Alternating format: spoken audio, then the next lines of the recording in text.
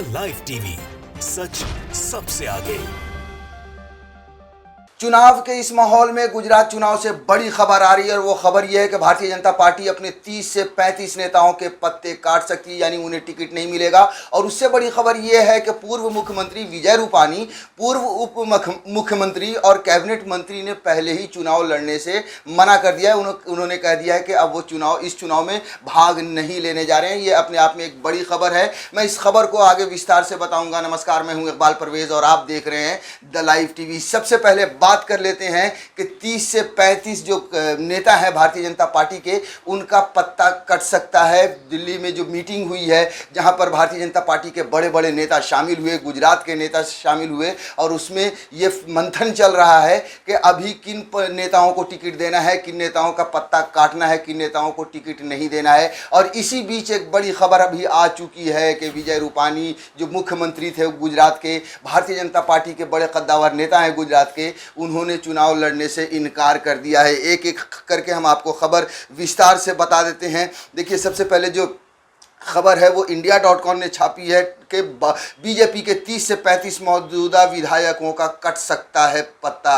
गुजरात चुनाव को लेकर बीजेपी बड़ी सर्जिकल स्ट्राइक की तैयारी में है। सूत्रों की माने तो बीजेपी इस बार करीब 25% से ज़्यादा नए चेहरों को चुनाव में मैदान में उतारने की तैयारी में है। जाहिर है, नए चेहरे होंगे, युवा चेहरे होंगे। और उसके अलावा खबर ये भी है कि जो लोग दूसरी पार्टियों को छोड़कर उनकी पार्टी में शामिल हुए हैं, उन्हें भी मौका दिया जाएगा, जिसका पूरा खाका बीजेपी ने तैयार कर लिया है। करीब 14 महीने पहले बीजेपी ने बड़ा निर्णय लेते हुए गुजरात के तब के मुख्यमंत्री विजय रूपानी और उनकी कैबिनेट के सभी 22 मंत्रियों को हटाकर पहली बार विधायक बने भूपेंद्र पटेल को सीएम बना दिया था। उनकी कैबिनेट में भी 24 नए चेहरों को जगह दी गई थी। हटाए गए नेताओं में डिप्टी सीएम नितिन पटेल समेत प्रदीप सिंह जडेजा और अन्य नेता शामिल थे। तो आप देख लीजिए कि 14 महीने पहले क्या हुआ था। पूरी तरह से वहां की कैबिनेट को हटा दिया गया था, करीब 22 कैबिनेट मंत्रियों को। उसके अलावा मुख्यमंत्री को भी हटा दिया गया था, विजय रूपानी को। और फिर पूरी तरह से वहां पर एक नए चेहरे ढेर सारे उसमें शामिल हो गए थे और उनको शामिल किया गया था, बनाया गया था। उसके बाद देखिए, इसी खबर को कई और लोगों ने भी छापी है।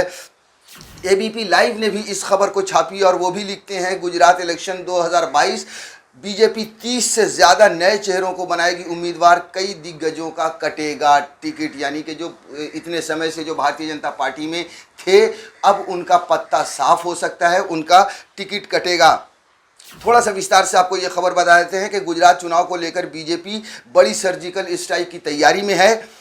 सूत्रों की माने तो बीजेपी इस बार करीब 25% से ज़्यादा नए चेहरों को चुनाव मैदान में उतारने की तैयारी में है। बीजेपी की इस स्ट्राइक में कई नामी गिरामी चेहरों पर तलवार चलने जा रही है, जिसका पूरा खाका बीजेपी ने तैयार कर लिया है। ये मीडिया में पूरी तरह से ये खबर का बाजार जो गर्म है कि किस तरह से भारतीय जनता पार्टी अपने पुराने चेहरों को, कद्दावर चेहरों को, सीनियर चेहरों को इस बार साइड लाइन करेगी और नए चेहरों को मौका देगी। दरअसल देखिए, हुआ क्या है कि गुजरात में भी पिछले करीब 27 सालों से जो उनकी सरकार रही है, और उसके बाद बहुत ही ज़्यादा गुजरात में भी आप ये समझिए कि गुजरात की जनता भी त्रस्त नज़र आ रही है। हम जो सोशल मीडिया पर जो खबरें देख रहे हैं, जो उसमें यही देख रहे हैं कि गुजरात की जनता भी इस बार बदलाव चाहती है। अब बदलाव से बचने के लिए कहीं ऐसा तो नहीं कि नरेंद्र मोदी, अमित शाह और भारतीय जनता पार्टी के जो सीनियर नेता हैं वो अपने नेता को ही बदल दे रहे हों। और जो खबरें आ रही हैं उससे तो साफ साफ यही लग रहा है कि भारतीय इससे पहले कि जनता बदलने की तो जनता ने ठान लिया है। रिजल्ट भी अब सामने आ ही जाएगा बहुत ही जल्द। लेकिन भारतीय जनता पार्टी अपनी सेफ्टी के लिए, अपनी सरकार को बचाने के लिए ये मुमकिन है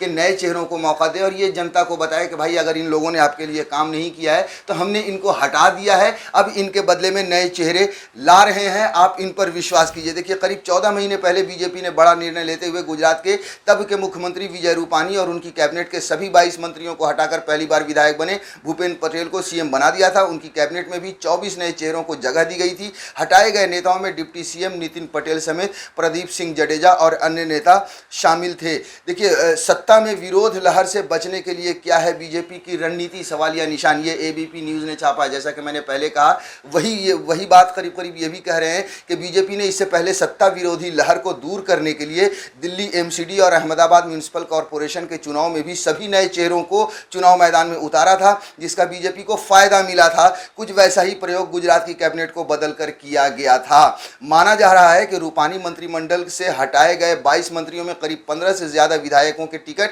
बीजेपी बदल रही है। यही नहीं, विजय रूपानी और नितिन पटेल ने भी कह दिया है कि वो विधानसभा चुनाव नहीं लड़ेंगे। गुजरात के पूर्व कैबिनेट मंत्री भूपेंद्र सिंह चुडासमा ने भी विधानसभा चुनाव लड़ने से मना कर दिया है। पिछले चुनाव में हारे 83 उम्मीदवारों में भी करीब 30 से ज़्यादा नए चेहरों पर बीजेपी भरोसा कर सकती है।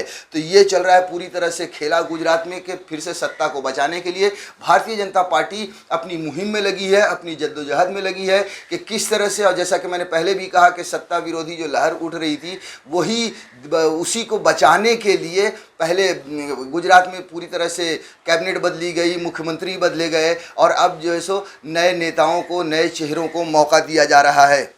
अब हम आपको थोड़ा सा विस्तार से वो खबर बता देते हैं कि किस तरह से वहाँ के गुजरात के पूर्व मुख्यमंत्री विजय रूपानी, जो बहुत ही कद्दावर नेता हैं, भारतीय जनता पार्टी के नामी गिरामी नेता हैं, गुजरात के बड़े नेता हैं, उन्होंने भी साफ साफ मना कर दिया है कि अब इस बार वो चुनाव में भाग नहीं लेंगे। ये जब से खबर आई है एकदम हलचल सी मची हुई है और हर कोई एक टकटकी निगाह से देख रहा है। हर किसी के दिमाग में, दिल में अलग अलग तरह के ख्यालात आ रहे हैं कि आखिर क्या कारण है।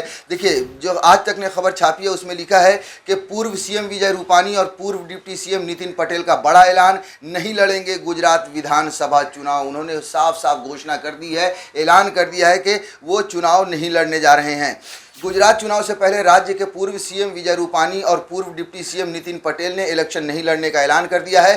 पूर्व मुख्यमंत्री विजय रूपानी ने ऐलान किया है कि वो इस बार चुनाव नहीं लड़ेंगे। वहीं नितिन पटेल ने CR पाटिल को खत लिखा है। इसमें कहा गया है कि वो भी चुनाव नहीं लड़ना चाहते हैं। इन दोनों के अलावा कुछ अन्य भी नाम सामने आए हैं जिन्होंने चुनाव नहीं लड़ने का ऐलान किया है। रूपानी सरकार के कुल 8 मंत्रियों ने चुनाव नहीं लड़ने का ऐलान कर दिया है। मतलब विजय रूपानी की सरकार में जो 8 मंत्री थे उनके साथ उन्होंने भी चुनाव नहीं लड़ने का फैसला कर लिया है, ऐलान कर दिया है। विजय रूपानी सरकार के मंत्रिमंडल में शिक्षा और राजस्व मंत्री रहे भूपेंद्र सिंह चुडासमा चुनाव नहीं लड़ेंगे। इसी के साथ गृह राज्य मंत्री प्रदीप सिंह जडेजा ने भी चुनाव नहीं लड़ने का ऐलान किया है। ऊर्जा मंत्री सौरभ पटेल, जो कि बोदासा से विधायक हैं, वो भी चुनाव नहीं लड़ेंगे।